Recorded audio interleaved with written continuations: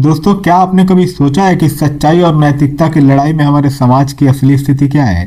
क्या आज भी ऐसे लोग बच गए हैं जो अपने सिद्धांतों पर अडिग रह सकते हैं, जैसा जोसेफ एंड्रयूज करता है? और क्या हास्य और व्यंग्य समाज की कमजोरियों को उजागर करने का सबसे प्रभावी तरीका हो सकता है? दोस्तों, हेनरी फील्डिंग की यह कहानी न केवल मनोरंजन करती है बल्कि सोचने पर मजबूर भी करती है कि हम अपने जिंदगी और समाज के प्रति कितने वफादार हैं। दोस्तों, आप सोच रहे होंगे कि एक 18वीं सेंचुरी का नॉवेल कैसे आज की दुनिया में भी उतना ही रिलेवेंट और इम्पैक्टफुल हो सकता है। हेनरी फील्डिंग का मास्टरपीस, जिसे कॉमिक एपिक इन प्रोज कहा जाता है, सिर्फ एक हंसी मजाक वाली स्टोरी नहीं है, बल्कि यह समाज के रंगीन चेहरे, नैतिक मूल्य और मानवीय कमजोरियों का तीखा कटाक्ष है। इसमें सवाल उठते हैं, क्या हमारी नैतिकता और मानवीयता अभी भी उतनी मजबूत है या हम कहीं खो गए हैं अपनी प्राथमिकताओं में? जोसेफ एंड्रयूज की यात्रा में आप पाएंगे जज्बा, हिम्मत और उस मानवता का उल्लास जो हर मुश्किल में भी जिंदा रहती है। इन प्रश्नों के साथ आइए इस टाइमलेस कहानी का अनुभव करें। तो दोस्तों, इससे पहले कि हम इस स्टोरी को शुरू करें, आइए उससे पहले जान लेते हैं इस हिस्से के मेन की फैक्ट्स को। दोस्तों, इस नॉवेल को हेनरी फील्डिंग ने 1742 में लिखा था और उसे इंग्लिश लिटरेचर का पहला कंप्लीट लेंथ वाला नॉवेल माना जाता है। दोस्तों, ये स्टोरी जोसेफ एंड्रयूज और उसके फ्रेंड मिस्टर अब्राहम एडम्स की यात्रा और उनके साहसिक कारनामों पर बेस्ड है। यह नॉवेल सामाजिक यथार्थवाद और व्यंग्य का अद्भुत मिश्रण है, जिसे फील्डिंग ने comic epic poem in prose बताया है। यह सैमुअल रिचर्डसन के नॉवेल पामेला के जवाब में लिखा गया था, जिसमें फील्डिंग ने नैतिकता, पाखंड और वर्ग भेद को चुनौती दी है। दोस्तों, जोसेफ एंड्रयू का कैरेक्टर सदाचार, ईमानदारी और नैतिकता का सिंबल है, जो कठिनाइयों का सामना करता है लेकिन अपने सिद्धांतों पर अडिग रहता है।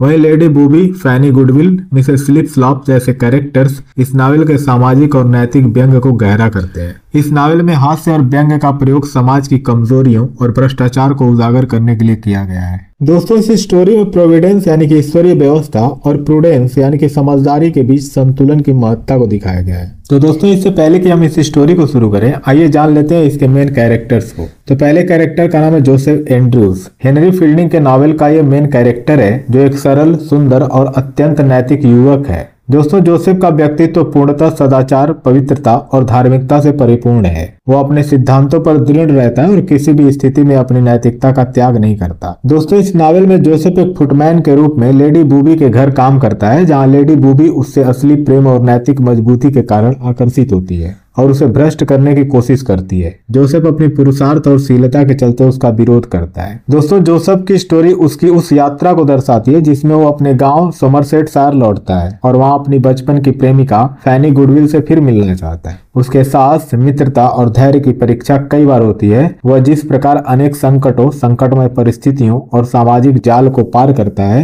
वो उसकी मजबूती और सच्चाई का प्रतीक है। दोस्तों, जोसेफ एंड्रयू का कैरेक्टर विक्टोरियन नैतिकता का प्रतिनिधि है, जो सरलता, निष्कपटता और पारंपरिक देह व्यवहार का उदाहरण प्रस्तुत करता है। वह सामाजिक वर्ग भेद को नहीं मानता और अपने गुणों और कर्मों से अपनी औकात साबित करता है। दोस्तों, जोसेफ के कैरेक्टर से माध्यम से हेनरी फील्डिंग ने सत्य, पुरुषार्थ और मानवता के आदर्शों को दर्शाया है, जिससे यह कैरेक्टर न केवल कहानी का केंद्र है बल्कि इस नावल का नैतिक और मूल्यात्मक आधार भी है। दोस्तों, इस सारांश में कहा जा सकता है कि जोसेफ एंड्रयूज हीरो की उदात्त छवि है, जो सदाचार, प्रेम और दृढ़ता के माध्यम से समाज की अप्राकृतिकता और पाखंडता का सामना करता है। उसका विकास और संघर्ष इस नावल की केंद्रीय थीमों को मजबूत प्रदान करती है। दोस्तों, अगले कैरेक्टर का नाम है मिस्टर अब्राहम एडम्स, जो जोसेफ एंड्रयू नावल का एक मेन कैरेक्टर है, जो जोसेफ का फ्रेंड और मार्गदर्शक दोनों है। वो एक गरीब, सरल और अल्प शिक्षित पादरी यानी कि पार्सन है, जिसकी महान विशेषता उसकी सादगी, दयालुता और नैतिकता है। एडम्स वित्तीय रूप से तंगहाली में है,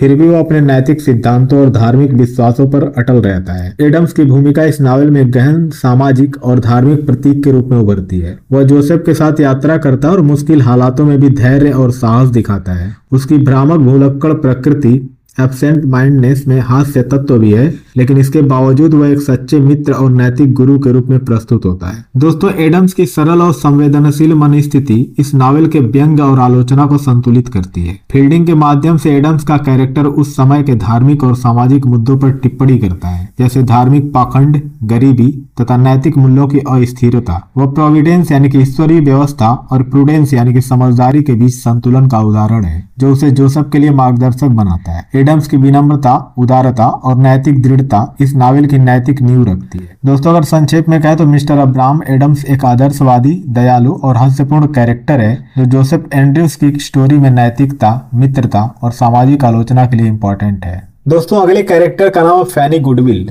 जो हेनरी फील्डिंग के जोसेफ एंड्रयूज की एक मेन वुमन कैरेक्टर है, जो जोसेफ एंड्रयूज की बचपन की प्रेमिका और साथी है। वह एक सुंदर, शर्मीली और नैतिकता से परिपूर्ण युवती है, जो गरीब सामाजिक पृष्ठभूमि से आती है, लेकिन अपनी सरलता और सदाचार के कारण महानता का परिचय देती है। फैनी के कैरेक्टर में श्रद्धा, संवेदनशीलता और दृढ़ता देखने को मिलता है।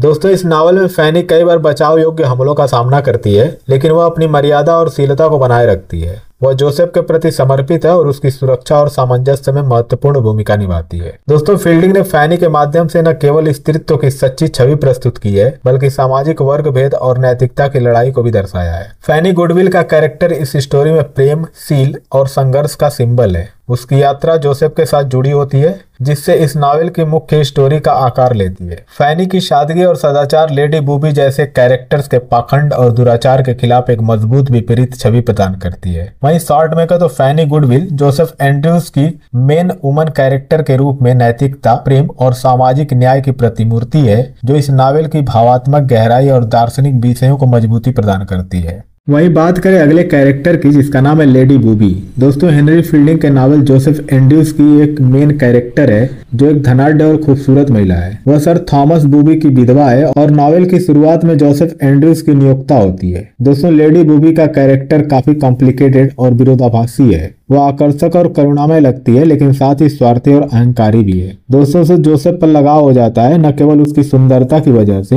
बल्कि उसे अपने अधीन रखने और उस पर नियंत्रण करने की शक्ति का आनंद भी मिलता है। हालांकि जोसेफ जब उसके प्रेम प्रस्तावों को ठुकरा देता है, तो वह गुस्सा हो जाती है और अपने प्रभाव से जोसेफ की जिंदगी मुश्किल बना देती है। दोस्तों, लेडी बूबी इस नावल में उच्च वर्ग की पाखंडिता, घमंड और नैतिक गिरावट को दर्शाती है। दोस्तों, फील्डिंग ने लेडी बूबी को एक विरोधी कैरेक्टर के रूप में पेश किया है, जो सामाजिक स्थिति और धन की ताकत का दुरुपयोग करती है। वह दूसरों की नैतिकताएं सख्ती से जांचना चाहती है, लेकिन स्वयं कई बार दुर्व्यवहार करती है। इस नावल के दौरान वो कभी कभी पश्चाताप भी दिखाती है, लेकिन अंततः वह उस वर्ग की निर्लज्जता और स्वार्थी स्वभाव का प्रतिनिधित्व करती है, जहाँ सुंदरता, धन और प्रतिष्ठा। वहीं शॉर्ट में कहें तो लेडी बूबी इस नावल की सामाजिक आलोचना का केंद्र है, जो स्वार्थ, पाखंड और वर्ग प्रियता को उजागर करती है और जोसेफ एंड्रयूज की नैतिकता तथा सत्य के खिलाफ एक मजबूत बाधा प्रस्तुत करती है। वहीं बात करें अगले कैरेक्टर की, तो उसका नाम है मिसेस स्लिप स्लॉप। दोस्तों, जोसेफ एंड्रयूज की एक इम्पोर्टेंट कैरेक्टर है, जो लेडी बूबी की नौकरानी है। वह लगभग 45 वर्ष की एक शॉर्ट एंड कार्पुलेंट और लाल चेहरे वाली महिला है, जो अपने व्यक्तित्व में घमंडी, आवेगपूर्ण और इच्छाकामी यानी कि लस्टफुल है। Mrs slip slope lady booby की तुलना में कम सुंदर और अधिक अभिमानी है, और वो खुद को दूसरों से श्रेष्ठ समझती है। दोस्तों, उसका कैरेक्टर इस नावल में पाखंड और इच्छा का प्रतीक है। वह जोसेफ एंड्रयूज के प्रति आकर्षित होती है और बार बार उसे लुभाने की कोशिश करती है, लेकिन जोसेफ उसके प्रति उदासीन रहता है। मिसेस स्लिप स्लॉप अपने स्वार्थ और इच्छा की वजह से लेडी बूबी के प्रति भी द्वेष रखती है। वो अपने वर्णन में एक भ्रामक, झूठी भक्ति दिखाती है, जबकि वास्तविकता में उसके व्यवहार और इच्छाएं उसके बिल्कुल विपरीत होती हैं। दोस्तों, हेनरी फील्डिंग ने मिसेस स्लिप स्लॉप को एक हास्यपूर्ण और नकारात्मक कैरेक्टर के रूप में प्रस्तुत किया है, जो नावल में व्यंग और सामाजिक आलोचना की भूमिका निभाती है। उसकी ईर्ष्या, झूठ और वासना उसकी स्टोरी में केंद्रीय है, और वह कैरेक्टर लेडी बूबी के पाखंडीपन को और भी प्रभावी ढंग से उजागर करता है। दोस्तों, मिसेस स्लिप स्लॉप की इच्छा, जोसेफ के प्रति उसकी एकतरफा अभिलाषा और कई बार असफल प्रयास इस नावल के हास्य और नाटकीयता को बढ़ाते हैं। शॉर्ट में कहें तो मिसेस स्लिप स्लॉप नावल की सामाजिक और नैतिक आलोचना का महत्वपूर्ण हिस्सा है, जो पाखंड, ईर्ष्या और वासना के माध्यम से इस स्टोरी में हास्य और व्यंग का तड़का लगाती है। बात करते हैं अगले कैरेक्टर्स की, जिनका नाम है मिस्टर विल्सन और मिसेस विल्सन। दोस्तों, जोसेफ एंड्रयूज के नावल में जोसेफ के असली माता पिता हैं, जिनकी पहचान इस स्टोरी के अंत में होती है। दोस्तों, मिस्टर विल्सन एक संपन्न जमींदार यानी कि वेल्दी लैंड ओनर है, जो पहले जिंदगी में कई उतार चढ़ाव से गुजरे और अब गांव में नैतिक और सरल जिंदगी व्यतीत करते हैं। उनका कैरेक्टर उस समय के सामाजिक और नैतिक बदलाव का सिंबल है। दोस्तों, जोसेफ वास्तव में मिस्टर विल्सन का खोया हुआ बेटा है, जिसे बचपन में चोर ले गए थे, और बाद में जोसेफ की पहचान एक जन्म के निशान यानी कि बर्थ मार्क के जरिए होती है। दोस्तों, मिस्टर विल्सन अपनी प्रतिष्ठा और धनी स्थिति के बावजूद एक दयालु और गंभीर व्यक्ति हैं, जो अपने परिवार और सामाजिक दायित्वों को महत्व देते हैं। वहीं बात करें मिसेस विल्सन की, तो वो उनकी पत्नी है जो अत्यंत दृश्य और व्यवहारिक महिला है। उन्होंने अपने पति को कर्ज से छुड़ाया था और उसकी सहायता में पूरी निष्ठा दिखाई। मिसेस विल्सन परिवार की स्थिरता और सामंजस्य की सिंबल हैं। उनका कैरेक्टर घरेलू और सामाजिक जिम्मेदारियों की महत्ता दर्शाता है। दोस्तों, इस स्टोरी में मिस्टर और मिसेस विल्सन की भूमिका जोसेफ और फैनी के संबंध की सामाजिक स्वीकृति और कहानी के सुखद अंत के लिए इम्पोर्टेंट है। उनकी मौजूदगी से इस नावल में वर्गभेद, पहचान और सामाजिक न्याय के मुद्दे गहराई से उठते हैं। जोसेफ की असल पहचान सामने आने से सारे कैरेक्टर्स के बीच रिश्ते क्लियर होते हैं और कहानी का समाधान होता है। इस प्रकार मिस्टर और मिसेस विल्सन इस नावल के नाटकीय और नैतिक ताने बाने में इम्पोर्टेंट भूमिका निभाते हैं, जो कैरेक्टर विकास और कहानी के समापन में अहम है। दोस्तों, वहीं बात करें इस हिस्से के कैरेक्टर्स में से एक द पेडलर का, तो यह एक इम्पोर्टेंट प्रतीकात्मक कैरेक्टर है। वह यद्यपि गरीब होता है, उदारता और मददगार स्वभाव का प्रतिनिधि है। इस नावल में पेडलर न केवल मिस्टर अब्राहम एडम्स को आर्थिक सहायता प्रदान करता है, बल्कि उसके बेटों को डूबने से भी बचाता है। इसके अलावा वह जोसेफ एंड्रयूज और फैनी गुडविल की वास्तविक पहचान प्रकट करता है, जिससे उनके सामाजिक स्थिति में सुधार होता है और उनकी शादी की राह आसान होती है। दोस्तों, द पेडलर ईश्वरीय व्यवस्था यानी कि प्रोविडेंस का रूपक माना जाता है, जो कैरेक्टर्स को सही दिशा में मार्गदर्शन करता है। यह नावल में हास्य का भी स्रोत है और साहित्यिक और लिटरेरी स्टोरी में अचानक होने वाली अनपेक्षित मोड़ों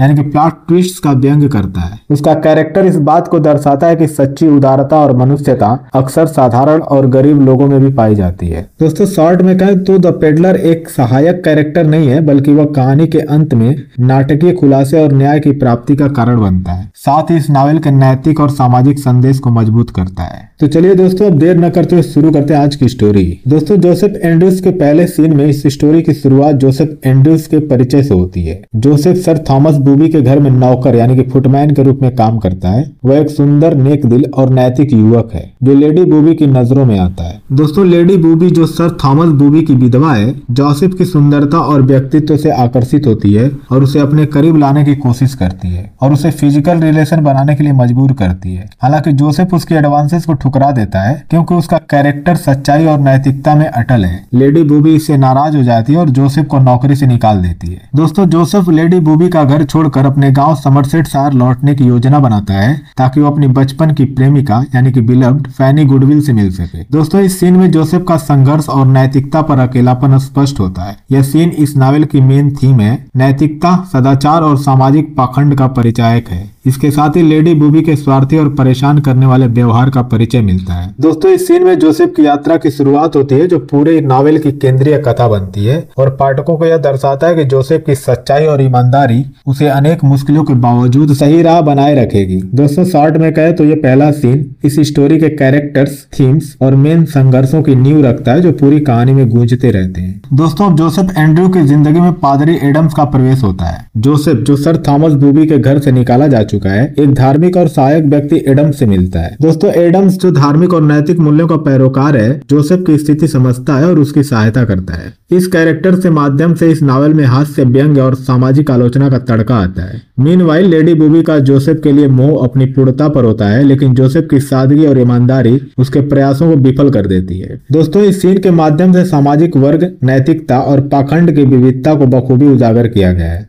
दोस्तों, जोसेफ अब अपनी प्यारी बचपन की प्रेमी फैनी गुडविल से मिलने के लिए अपने गांव की ओर लौटता है। जोसेफ की यात्रा की शुरुआत का एक इम्पोर्टेंट हिस्सा है, जिसमें उसके मार्ग पर आने वाली घटनाएं कहानी को आगे बढ़ाती है। दोस्तों, जोसेफ के साथ उसका फ्रेंड पादरी अब्राहम एडम्स भी है, जो धार्मिक और नैतिक उपदेशों के लिए यात्रा करता है। दोस्तों, इस सीन में जोसेफ और पादरी एडम्स के बीच के संवाद दर्शाए गए हैं, जिनमें आदर्शों, सदाचार और जीवन के सिद्धांतों पर चर्चा होती है। फैनी से मिलने के लिए जोसेफ का घर लौटना उसके नैतिक चरित्र और प्रेम की गहराई को दिखाता है। रास्ते में उसे अलग अलग प्रकार की बाधाएं और सामाजिक असमानताएं भी देखने को मिलती हैं, जो उस समय के समाज की कमजोरियों का परिचय कराती हैं। दोस्तों, सर थॉमस बूबी की अचानक मृत्यु हो जाती है। यह घटना लेडी बूबी के लिए एक बड़ा झटका है, क्योंकि अब उसकी सामाजिक स्थिति और शक्ति पर नए सवाल उठने लगते हैं।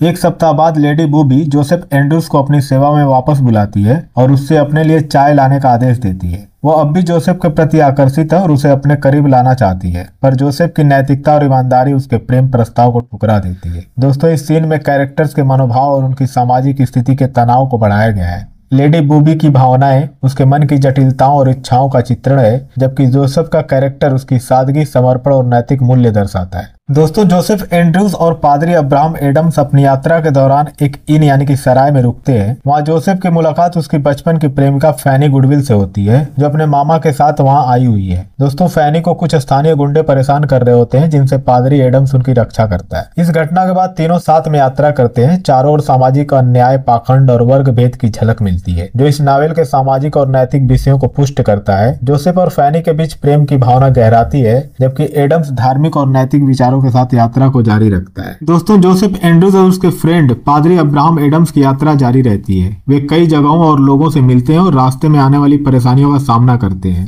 इस दौरान जोसेफ अपनी ईमानदारी और नैतिकता के साथ सभी परिस्थितियों का साहसपूर्ण सामना करता है। वहीं एडम्स अपने धार्मिक विचारों और व्यंग्यपूर्ण टिप्पणियों के साथ कहानी में हंसी ठिठोली और सामाजिक आलोचना का तड़का लगाता है। दोस्तों जोसेफ, पादरी एडम्स और फैनी गुडविल एक सराय में रुके हुए हैं, जहां उन्हें कई तरह की परेशानियों का सामना करना पड़ता है। आर्थिक तंगी के कारण वे सराय का किराया चुकाने में असमर्थ होते हैं। इस परिस्थिति में पादरी एडम्स पास के एक अमीर पादरी ट्रोलेबर के पास जाकर उधार मांगता है, लेकिन उसकी मदद नहीं मिलती उसे। बाद में एक दयालु पेडलर उसकी सहायता करता है और किराया चुकाने के लिए कुछ धन देता है। दोस्तों रास्ते में एक कुत्तों के झुंड द्वारा पादरी एडम्स पर हमला होता है, जिसे जोसेफ बहादुरी से बचाता है। इसके बाद फैनी का अपहरण हो जाता है, जिसे लेडी बूबी के सेवकों द्वारा बचाया जाता है। जोसेफ एडम्स और फैनी की इस घटना से जोड़े जाने और लेडी बूबी के मनोवैज्ञानिक द्वंद्व का वर्णन भी इस दृश्य में शामिल है। दोस्तों इस कहानी में जोसेफ एंड्रूज की जिंदगी में कई मुश्किलें आती हैं। जोसेफ लेडी बूबी के घर से निकाल दिया जाता है, क्योंकि उसने उसके प्रेम प्रस्ताव को ठुकरा दिया था। उसे अपनी बहन पामेला को पत्र लिखना पड़ता है, जिसमें वह लेडी बूबी के व्यवहार के बारे में बताता है और कहता है कि अब वह वहाँ और काम नहीं कर सकता। दोस्तों सड़क पर जोसेफ का सामना कई खतरनाक हालात से होता है, जैसे कि 2 चोरों द्वारा हमला जो उसे पीटते हैं और उसकी सारी संपत्ति छीन लेते हैं। उसके कपड़े भी छीन जाते हैं और उसे एक खाई में फेंक दिया जाता है। इस दुखद स्थिति में कोई उसकी मदद को आगे नहीं आता।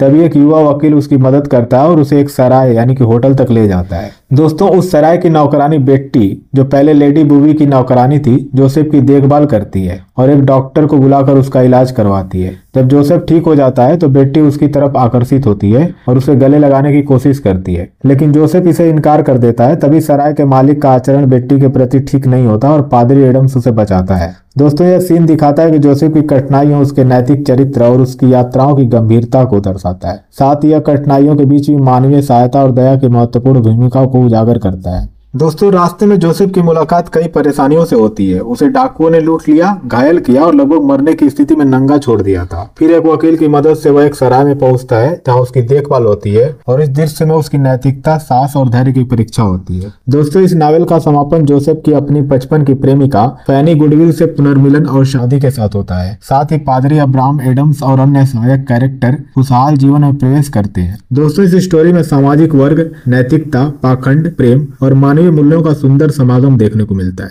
दोस्तों हेनरी फील्डिंग ने इस नावल के माध्यम से 18वीं सेंचुरी के समाज की विसंगतियों और नैतिक विषयों पर व्यंग करते हुए मनोरंजक कथा प्रस्तुत की है, जो आज भी लिटरेरी प्रेमियों के लिए इम्पोर्टेंट है। इस प्रकार जोसेफ एंड्रूज की स्टोरी नैतिकता, प्रेम और सामाजिक न्याय की विजय का सिंबल बनती है।